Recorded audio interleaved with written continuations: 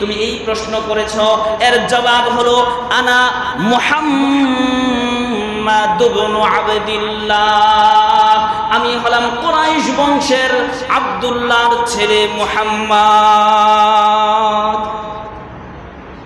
2 নম্বর প্রশ্ন, মা আনতা, ও মুহাম্মদ আপনি কি হিসাবে দুনিয়ার জমিনে এসেছেন, এটার জবাব দাও। এবার আল্লাহর রাসূল বললেন আনা আবদুল্লাহি ওয়া রাসূলু, আমি হলাম আল্লাহর গোলাম, আমি হলাম আল্লাহর গোলাম, ওয়া রাসূলুহু এবং আল্লাহর প্রেরিত রাসূল।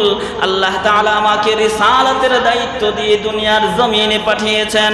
এরপরে আল্লাহর রাসূল তাদের সামনে এই আয়াতটা তেলাওয়াত করে দিলেন, ইন্নাল্লাহা ইয়া'মুরুকুম বিল আদলি ওয়াল ইহসান ওয়া ইতা'i যিল কুরবা ওয়া ইয়ানহা আনিল ফাহশাই ওয়াল মুনকারি ওয়াল বাগই।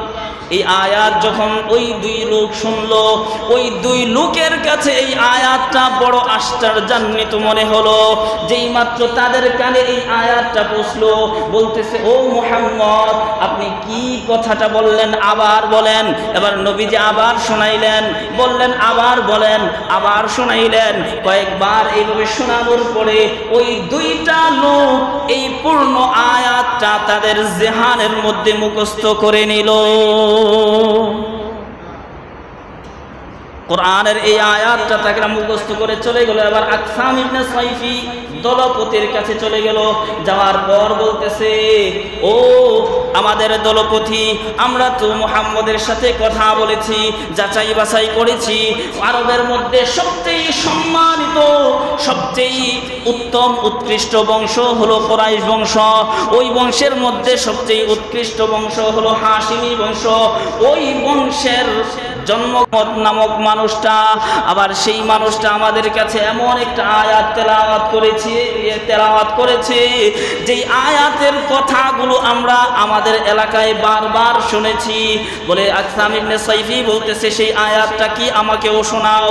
এবার 2 লোক তাকেও শোনায়া দিল, ইন্নাল্লাহা ইয়া'মুরু বিল আদলি ওয়াল ইহসান ওয়া ইতা'i যিল কুরবা ওয়া ইয়ানহা আনিল ফাহশাই ওয়াল মুনকারি ওয়াল বাগই।